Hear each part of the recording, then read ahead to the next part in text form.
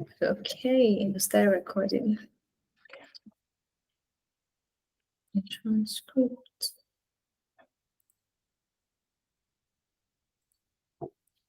So good evening, everyone, and welcome to the WiLG Women's Mentorship Program.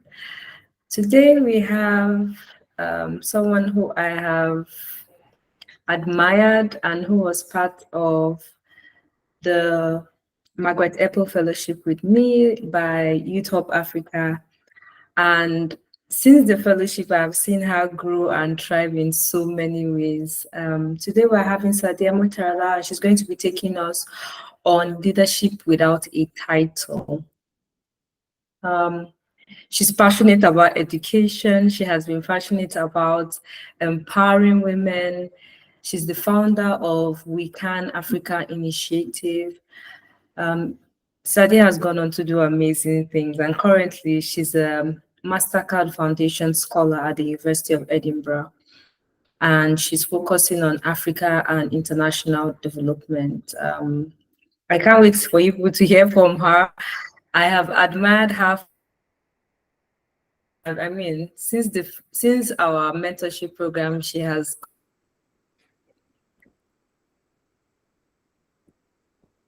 to her today, and I'm sure that you would all benefit a lot from her conversation. So one thing I'll advise every mentee on the group is to engage with her, to ask her questions, because this is the platform where you can get clarity and questions answered from someone who has been in the field, who has worked on women empowerment in education, and who is currently running her master's program, and who is a Mastercard Scholar as well. So I want to welcome everybody to help us welcome Sadiya. And Sadiya, you have the floor. So I will stop sharing my screen so that you can present. Okay, I really want to say thank you so much, Veronica, for such a very kind introduction. And I also admire you also. I admire you like very, very well, and I respect you as well. And I really want to say well done and congratulations to the work you're doing. And I also really want to say well done to all the participants we have on this call. It's really not an easy thing to commit to development, trust me. I know it's not something that is very, very common, but I would say it's a journey that we must take as women, and I would say even as humans, we must take this journey because it does lead somewhere. At some point, it's almost like, where do I get there? When do I get there? But I promise you, as someone who have walked the talk, you definitely will get there. And I'll be sharing with you some tips that I learned. This is not common tips. This is not tips you would find in every book.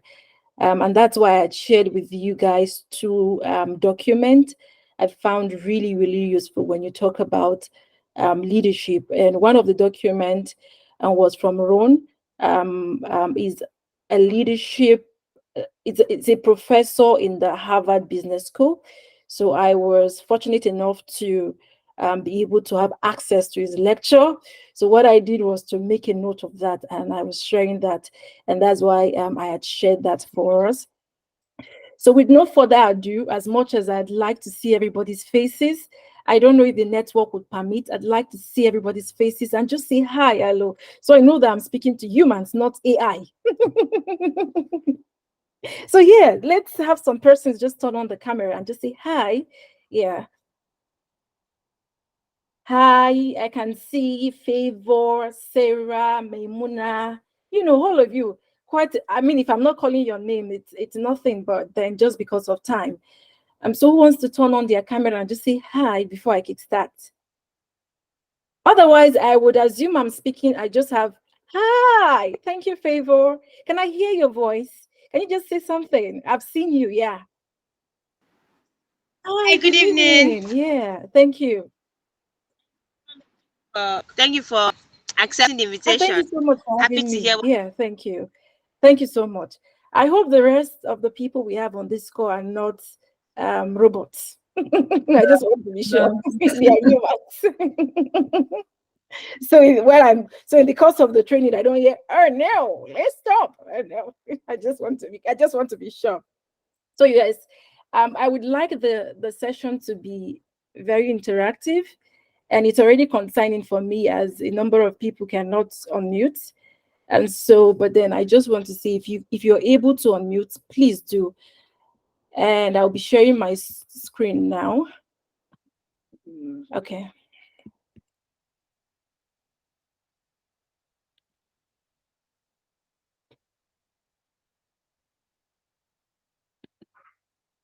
Okay.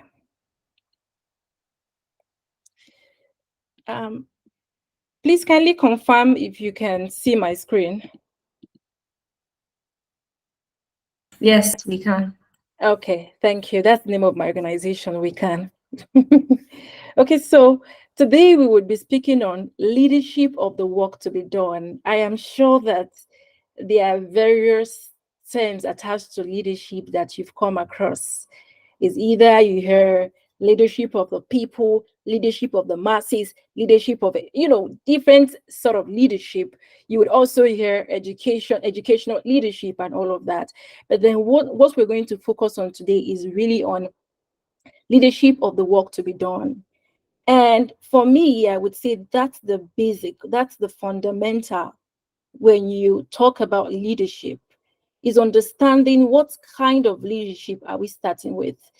And for that, we're going to be talking about leadership of the work to be done.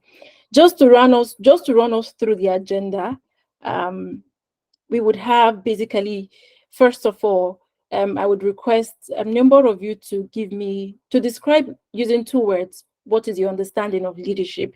And this is also a session that allows us to engage, and then I know where you're coming from or what your understanding of leadership is, and I would be better informed on how to interact with that notion that you have. And then we'd also talk about what leadership is not about. And in this aspect, it's for, I mean, you would find it interesting because I will be contradicting some of the norms we've carried. When I say, oh, this thing you say is leadership, I'm saying it's not leadership in complete sense. And then the third, we'll talk about leadership of the work to be done, which really this session is about. And then tomorrow, by the will of God, we will talk about leadership without a title. So as much as having to know the basic of leadership, and then we can move further to look on what leadership without a title is all about. And then I also wanted to, have that space where you can all ask questions. Ask question about leadership and any other concern you have that is not closely related to this topic. I am more than happy to contribute to the best of my knowledge. And then also would have a feedback session. I'd like to know how you feel, what change, is there anything, did I shake some grounds or some thoughts that you have? And I'm really happy to engage with that in that regard. And then we just do our wrap up. I intend to stick to time because I want to believe some of us would have, some stuff we want to do. So that means I just have 45 minutes to speak. So I would try as much as I can to stick to time. So to the next slide, in 2 words, what is leadership? Yeah. So in 2 words, what is leadership? How would you describe leadership? I want to know what's your notion of leadership. What would you describe leadership? So yes, I'm calling on Maria Abdul Malik. Kindly unmute, please. Yeah. Yeah, go on, Maria. Yeah, go on. Yeah, go on. Go on. Thank you. Describe leadership in 2 words. What's your notion? What's your thought of leadership in 2 words? While you're trying to think about that, oh, your network is unstable. Okay. Someone. Interesting. I like the thought. I think, don't you guys want to unmute and speak, or you all you prefer to type? I'm very flexible, just so you know. Okay, so I'm just going to engage with the chat. Okay, someone said Influence and motivation. Okay, someone who can give directions, takes everyone along. Can I have more thoughts on what's our understanding or what's the notion we hold about leadership? Memuna Osman, do you want to say something on this? Okay, to guide a group of people or members. Okay, I can see a lot of governance guiding, authority sort of, and then giving people power connected to our understanding of leadership. Sarah, do you want to add your voice to this conversation? Someone who can lead and guide a team. So leadership is really about leading and guiding. Interesting. I am just looking forward to how your reaction would be when I begin to shock you that all these things are not just leadership. They don't complete what leadership is about. Yeah. Okay, so can I get one more reaction before we move further? One more reaction, then we will just go. Sarah, do you want to add your voice? Someone said, leadership is the ability to inspire. Inspire and perspire, right? Leadership is the ability to inspire, influence, and guide others towards a common goal or vision. So thank you. Wonderful, wonderful, wonderful. Thank you so much, everyone, for really participating on that. But I think one thing that is really common when we look at leadership here is about guiding people, influencing people, inspiring people.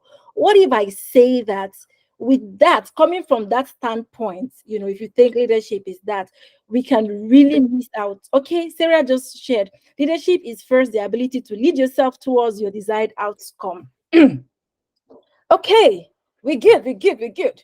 I'm sure some of you would assume, I wish we are having a physical conversation. They would just rebut me for what I'm for contradicting all of your points. But let me start to say, okay, I appreciate all that you've shared, but if we really want to do leadership that matters, we cannot start thinking of leadership from that point of view. When we say leadership is about leading people, leading yourself. Of course, I appreciate the fact that we have to lead ourselves first. But then when we begin to think, leadership is about leading people, guiding people, and inspiring people, we miss the point of solving, of the call of leadership. Now, let me quickly say the reason why we think of leadership, or the reason why leadership comes to play, is a need. There is a need. When people talk about, we need a leader, or someone needs to come guide people, that means there is a need, there is a challenge. Whenever there is a problem, whenever there is a challenge, that calls for leadership.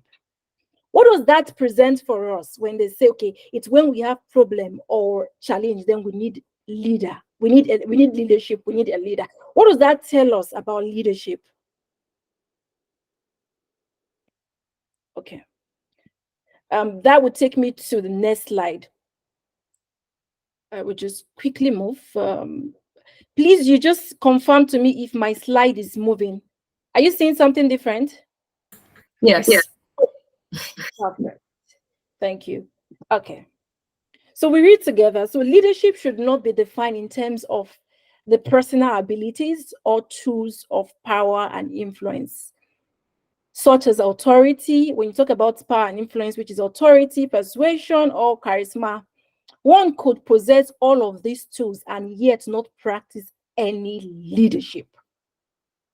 So what we're trying to say is, when we begin to say, because somebody says someone who can motivate, that means you're coming from a standpoint of, the personal qualities that person embodies. But let me tell you, if you can motivate, you can inspire, you can support people, you can lead.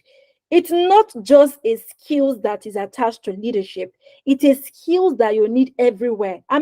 As a student, you need that skills. You must be able to motivate your team members, especially when you're giving a group assignment. So this is not just peculiar to leadership. I mean, in fact, if you're a parent, if you're a mother, if you're married, as simple as if you are dating, you need those skills. So when people begin to say, okay, leadership is to be able to inspire, to be able to motivate or influence, no, you need that skills as a human. Now, so when we begin to have that very deep and unconventional conversations about leadership, now we are going deeper to ask the big question. So let me just say, there is the natural inclination of people studying leadership to mistake personal abilities or tools as the essence of leadership rather than the work to be done. If there's anything I want you to go out with from this session is to understand that leadership is about the work to be done. So when you think about a leader, when you think about somebody to hold any position, right? And as I mentioned earlier on, leadership comes to play when there's a problem, when there is a need, when there's an issue to be solved. And so when there's an issue to be solved and you're sitting there and say, oh, we need somebody that can motivate us. That's not enough. That person that can motivate, that person that has the power and influence might not have the skills to be able to do the work or to solve the problem. It's just as simple as when you say a carpenter. When you get a carpenter that has a fine hand, the carpenter has a very fine hand, one of the best hands ever, and the carpenter has nail, for example. That means the tools, whether you have your nail, your hammer, and whatever. And then you're trying to build, you're trying to create a wardrobe, right? Okay, I wouldn't use a carpenter, but I would say, just imagine having somebody, right? Somebody who have the tools.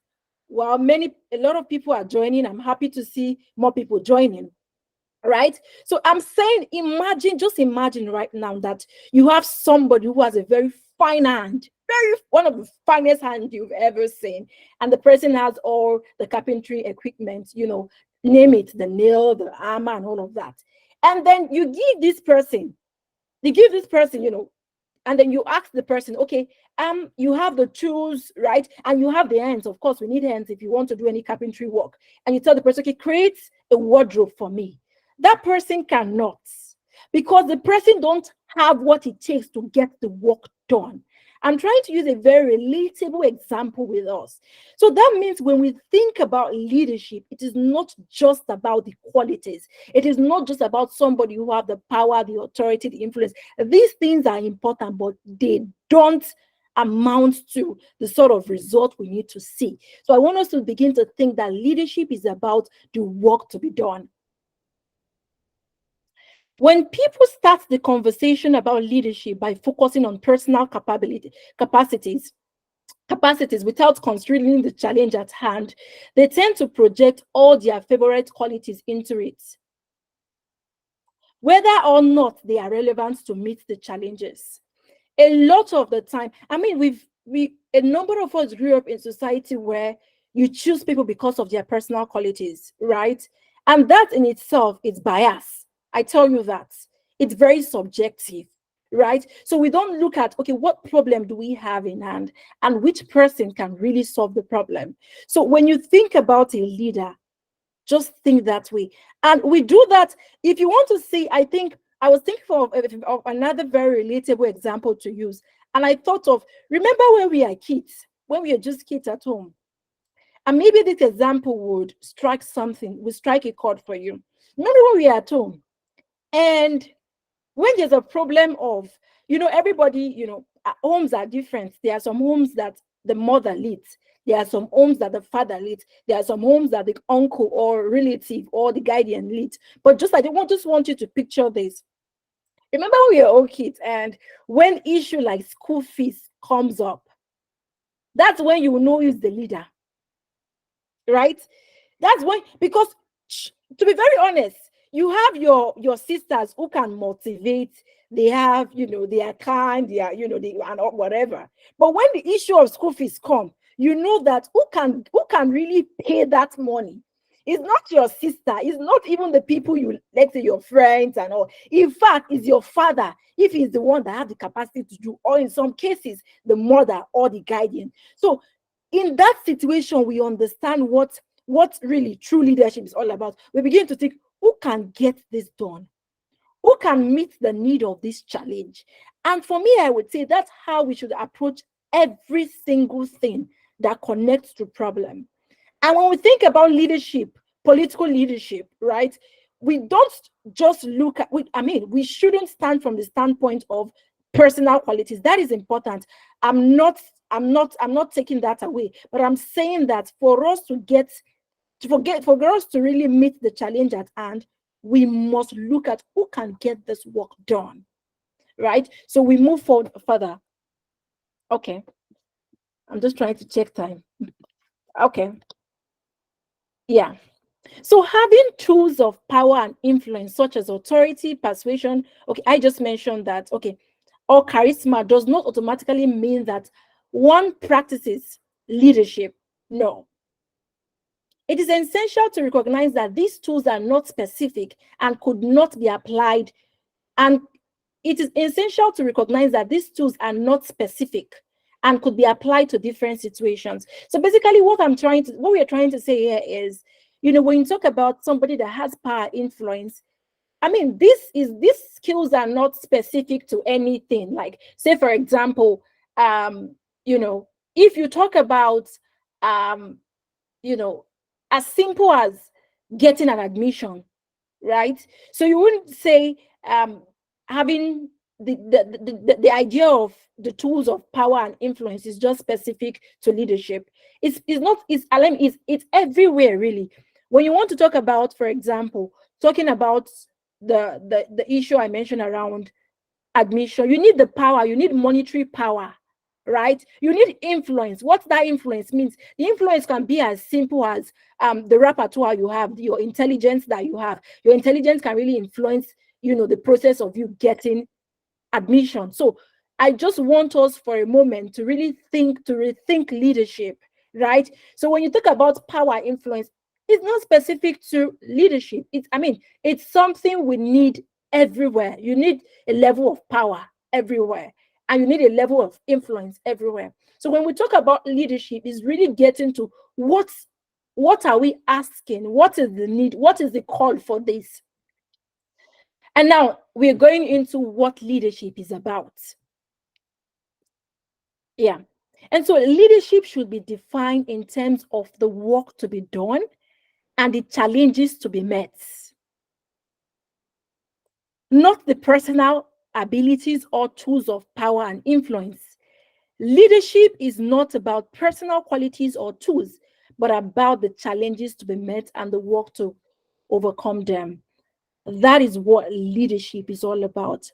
What this means is, when you're being called upon to lead, to take a position, don't just say, people like me. And so what? What would people like you add on? It's for you to sit and ask yourself, what is the problem? What's the issue? Because people will not just call you to lead. There must be a cause. So you don't just come because you like title or because, I want to be at the front and all. No. A true leader. A real leader is a leader that will sit down and rethink and reflect. What is the work to be done? Can I get the work done? If I cannot, who better can get the work done? How can we mobilize the resources, which include the people, to get the work done? That is what leadership is all about. So tomorrow, as I'm going to be using very relatable example. I know we are adults right now, but tomorrow, when your siblings say, Sarah, we are 4, right? And mommy gave us 1 meat to share, all of us. So ask yourself, am I the right person to be able to share this meat, give the right portion to everyone? Are you able to get the work done?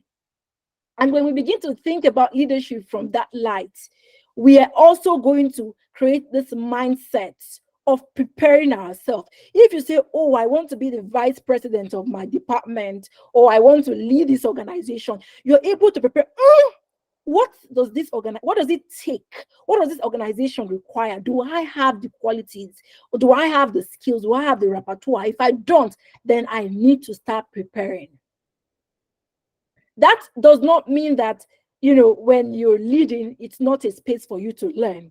But then it's important that leadership is really about people who can get the work done. So in the case where there is really gap in your skills in getting the work done, you have to bear in mind that while you're on that leadership, you're going to be you're going to be improving your skills, which can also be seen the other way around, learning, relearning, just to ensure that you get the work done. That is what leadership is about for me. So yes, I'll take it to the next slide. And now, so when we talk about leadership, there's two things about leadership, right? So let's assume I'm not saying everybody has agreed with me saying leadership has to do with the work to be done, but let's just assume that we've agreed, it's about the work to be done. So now it requires you two top qualities, or it requires you to recognize two areas when you take leadership role. One of which is your understanding of technical problem solving. With technical problem solving, what that means is, I would read this and then explain. Technical problems are everyday occurrence that we face in our lives. These are problems that can be solved because we possess the necessary knowledge and capacity to do so.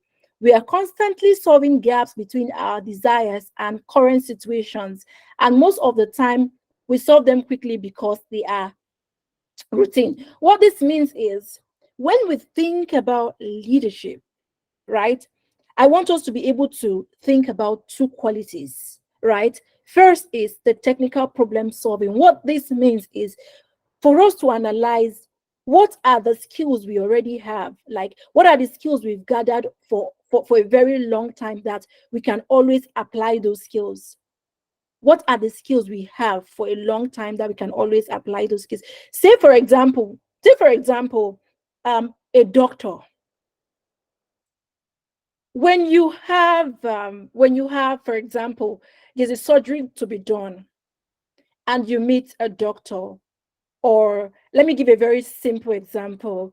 A simpler example, it was also going to be related to health as well. For example, if you have as simple as,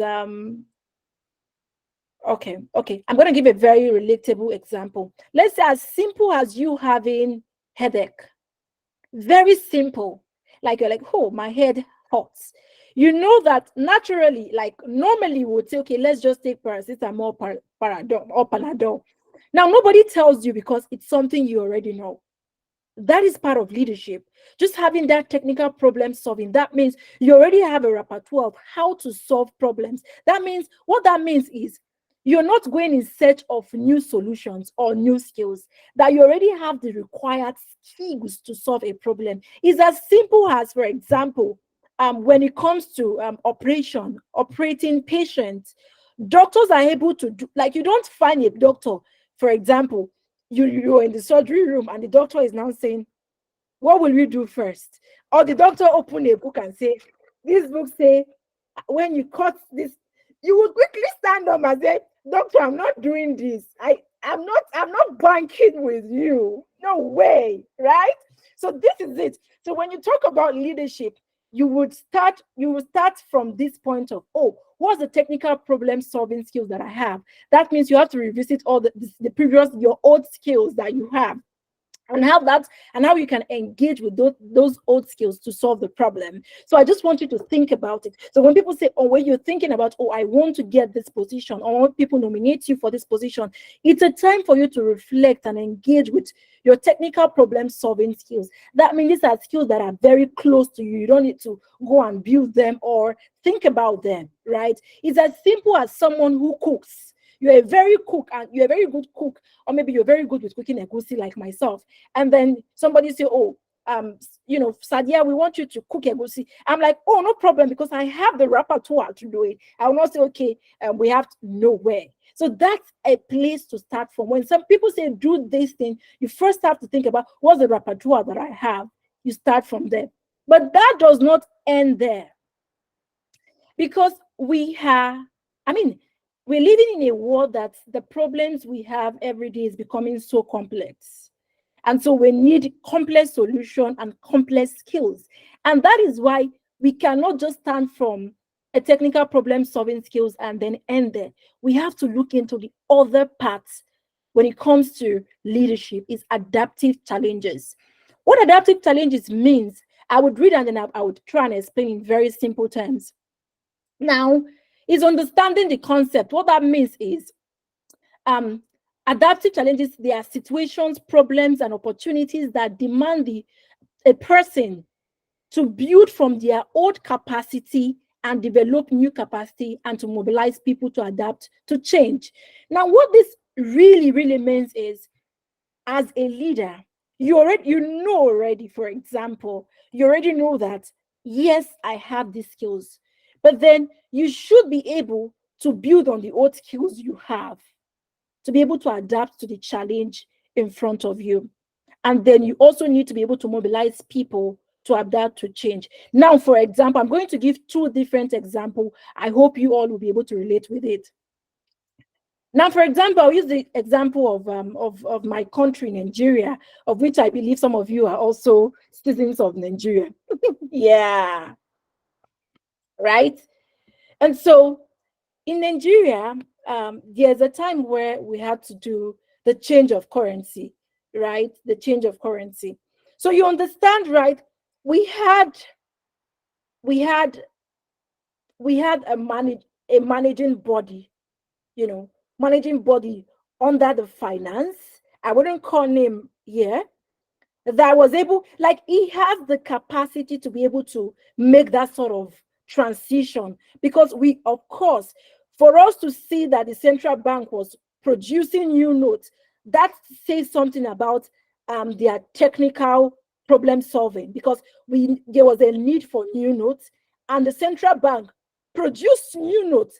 Yes, somebody can argue, it's a valid argument to say the new note was not in mass circulation, right? Valid argument. But the point here is the fact that there was an ability for the central bank to produce new notes for Nigerians, right? But then that is just the technical aspect of, of the capacity of the central bank. So when it comes to the adaptive aspect, is how the central bank can mobilize we, the citizen, to adapt to that. It took us time to adapt. It took us a lot of time. What that means is the central bank or the team managing that transition phase, what strategy and to what extent are they taking their time to strategize adaptability mechanism for the people, from the people that would be using this new note, which is we, the masses. It's something to question about. So when we talk about leadership, it's also thinking about how would you build new skills. That is also saying that for the central bank, what new skills they needed to build in order build on their old skills. Say, for example, when they were saying, okay, we're going to use the new notes. Is this something they would have done with the old notes while also mobilizing us and also building our adaptability capacity? A very simple and more relatable example would be this. For example, a doctor who is very good in their work, and the doctor really wants his patient who is a diabetes patient to really stop taking sugar. And the doctor says, you just have to stop taking sugar. It's not good for your health. It's really not good for your health. It's going to really okay. Please let me end. I would give space for questions. We have session for that. Thank you. And then the doctor is of the view that, oh, you need to reduce, or basically you even need to stop taking sugar in total. We don't want you to take sugar. And then the doctor says this to his patient, for example, do you think the patient would stop taking sugar? In many cases, they might not completely stop taking sugar. the doctor have the technical skills to say, oh, what we found out is that what you need to do is to stop taking sugar. That is one thing from the doctor as a leader in that space. But then the best to complement. Oh, that's fine, thank you. So the best to complement the leadership skills of that doctor is the doctor's ability to be able to mobilize the adaptability capacity of their clients, of whoever that of that problem that they're trying to solve. So imagine that doctor being able to say, oh, being able to tell the patient that I know, for example, for in daily or in a month, how much sugar do you consume? Just having that interaction with the patient, and the patient is saying, for example, that, oh, I just take maybe in a day twice, and the doctor is of the view that, okay, what I think we can do is, can you limit that sugar to just one time a day? And I know that it might be a very hard thing for you, but while you are limiting the sugar, this is a substitute, or this is one or two things you can be doing.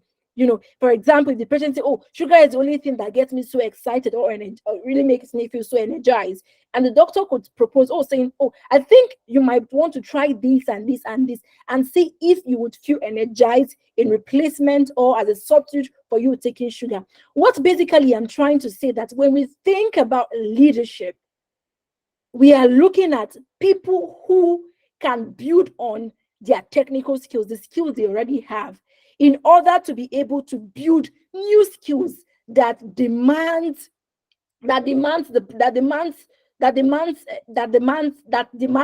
new skills for the demands of the problem to be solved, right? So if you're saying, and that also requires you to be able to mobilize other people in the race. That means there's a deep recognition to say that, oh, this problem is not me, that I only cannot be able to solve it, because for the longest of time, we've had leaders that assume, or they have the notion that it is me that would solve it. Because when you come from that standpoint, you risk asking the real question, because you want to please people. We need leaders who would say, this is my part, but you have to play your part in this. A leader would say, well, the problem, for example, the problem is this, and the problem required this and this. This is what I'm going to do, and this is what you're going to do. So what I am basically saying is that as much as you think you have an already built skills to tackle the problem, I want you to know that you are not alone to solve the problem. There's another requirement from you, which is your ability to build on the skills you already have, to build on the skills you already have, to create a new or an improved skills to be able to meet the challenge at hand, and to mobilize people. Mobilizing people in this sense would be you looking at how can you build the adaptability skills of other people, right? Have you been in a place where you feel like there's a work to be done, and the work is very demanding, and you feel like, oh, I cannot do this work. I cannot do this work. But somebody is able to say, Veronica, I think just focus on this aspect, right? Somebody is able to take you through that space where you could adapt, right? And for you to take people into that space where they can adapt is when you become when you have that consciousness of, I alone cannot get this work done. Leadership is not about you. Let's start from there. Leadership is about what do you have to solve the need, the problem at hand, and how can you involve other people, in the sense that, you know, as I just given an example, to say a doctor would say, yes, you've diagnosed a patient and this is the problem. Now the patient needs to do this. That is one aspect from you as a leader in the field. But another very paramount aspect that can really solve the problem at hand is your ability to be able to build adaptive mechanism for your patients so they act. Imagine you have all the knowledge and you speak all the English and say, oh yes, you need to do this and this. and the person does not do it, then you've not solved the problem. What's the need for leadership? Why do we need leadership? It's as simple as after you've told your dad, whoever that is paying the school fees, say, they drop me for school this, and the person say, then how many times have they driven you? You just know that's not a leader.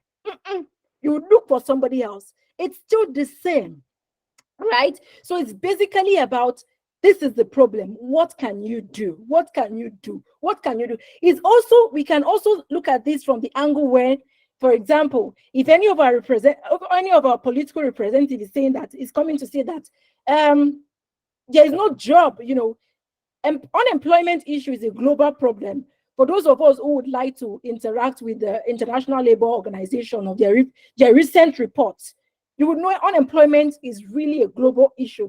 And imagine if any of our top representatives is coming to say, there's no job in Nigeria, for example, but what we are going to be doing is to, for example, provide 1 million job vacancies or opportunities. That is not you solving the problem at hand as a leader, because you've not told us also what to do, right? And you've not told us what to also expect. Is the ability for you to tell the people, your team members or whoever that is involved in that challenge, what you're expected to do. And also look at mechanisms to build their adaptability skills. So I know I'm stopping here. Yeah, okay. Yeah. Okay. Okay. Yeah. So yes, I'm going to be stopping here. So I'm going to take questions. Yes. Question. We're going to do that. Yeah. Trying to keep to time. So yes, I'm going to engage with it. Comfort had a question earlier, and someone dropped a question. I think it was Sarah. Mm-hmm. Let me try and look for it. Sarah had dropped in the chat box, what does it take to get the work done? I think she had dropped this earlier before you started.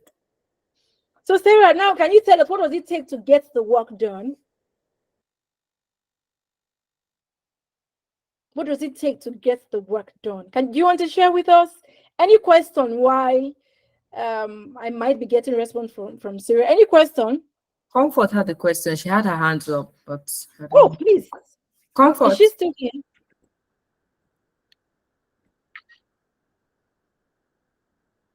Comfort. I mean, you can just drop the chat box. Yeah. Okay, sure. Okay. Let me take questions, please.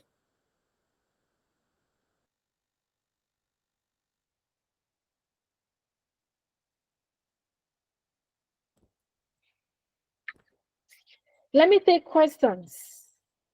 Do we have any questions? Because I know really this might not be what's the conventional thought we have about leadership. When people say, he has to be kind, he has to be but I am just saying that I do appreciate that there are important, personal qualities of every leader. But hey, if leadership is the call, it's a call for the need to solve a problem, then your kindness might not solve the problem. It's as simple as, okay. So it's as simple as, for example, somebody is sick, somebody is ill, and you're like, I want to get somebody who's kind. I mean, we need kind people to hold leadership position, but I'm just saying that we cannot base leadership on just personal qualities and the tools available. We have to come from the standpoint of the work to be done and the challenge to be met.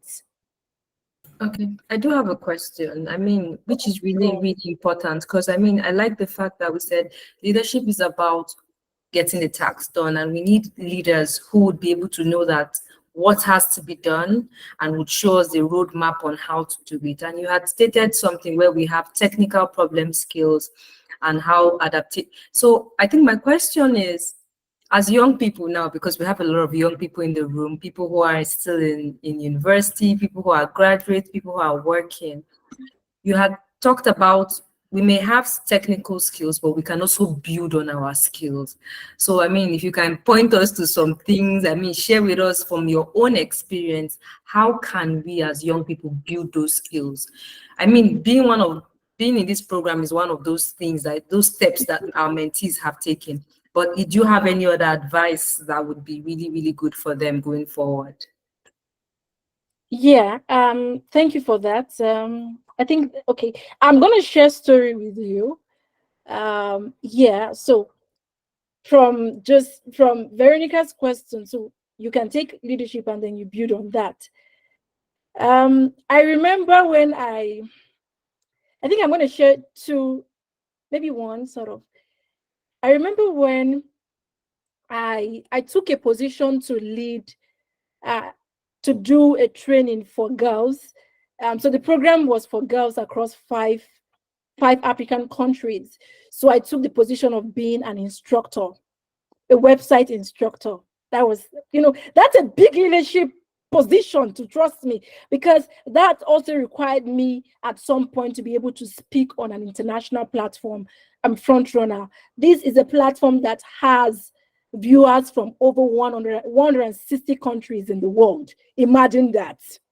So yes, and so that at that time, trust me, I was not an expert when it comes to website design, but I had taken that role that, oh, I really want to train young girls on this.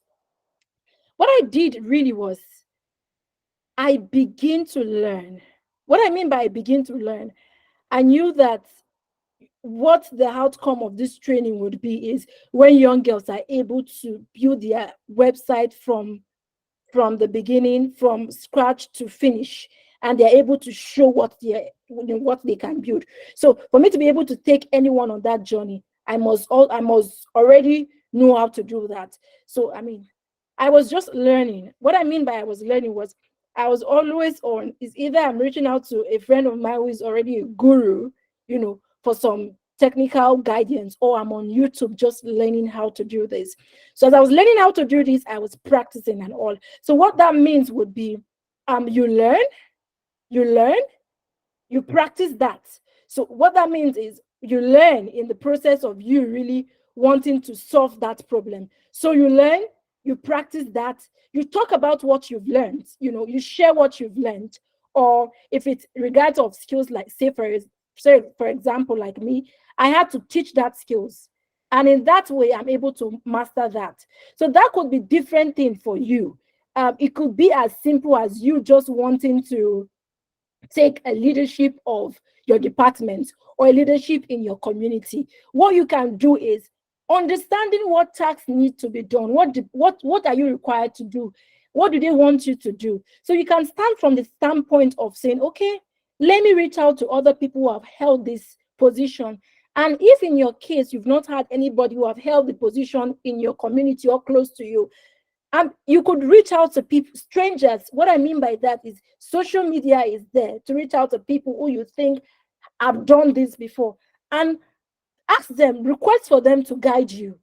So what I'm trying to say is it's very, very important that if you're willing to get the work done, but you also recognize a gap in your skills, what you need to do, which of course it depends on the context that we are talking about, is to build that skills. It could be reaching out to people, getting your mentors, but most importantly is not just having the knowledge, it's practicing it. That's what leadership is all about. And so that also goes into when you build the skills. I hope I'm going to burst someone's brain now, because I'm going to speak with adequate passion. I tell you, when you build the skills and capacity, even the people that don't like you are forced to not object you. I mean, skills and capacity shut people down. When you build the skills and capacity, when you have done the work, young girls, you build competence. And when you build competence, you can get the work done and you attract success. I don't know if I'm speaking to anybody here, but I would tell you, it's so easy to say, oh, Sadiya Murtala, you've led international programs, you've led local programs, you've led this and this, you've led this organization. It's very, very easy. But one of the things people don't get to know is how much of the work that I've done in years. People don't know that. The sleepless nights I had, there were times in my life that I'm going to sleep by 2, I wake up by 4. So what does that mean? It's like, oh, this girl just sleep 2 hours. I was just learning. It's about preparing. Whatever field you want to, people would say, well, you can learn on the road. I'm going to say, yeah, that's possible. But you ought to have built a level of repertoire before then. Because what that does for you is when you don't know, I don't want to say when you don't know anything, but I don't want you, but I'm trying to be blunt, but I want to do that in a dignified manner. When you don't have the capacity to, in that space you've been put there, you will not have the level of authority and confidence that is needed. What I'm trying to say is that I just want you to ask yourself, what skills do I have? Just to be honest with yourself, what skills do I have for what I want? It's coming from a very personal standpoint. What skill? When I knew I wanted an international opportunity, I knew I wanted what I have never dreamt of before. And I knew I was going to do what I have never done before. Right? So what I'm trying to say here is as simple as this. And when you're taking leadership, ask yourself, what is the requirement of this leadership for me? What repertoire do I have? What technical skills do I have? And what adaptive skills do I need to build? It's so important. And what I'm also trying to really, really say here is as simple as a lot of people, yes, it is possible that you have the skills, but the leadership has not come. What I would say is that take spaces. If you think, oh, I have the skills, leadership has not come, take spaces.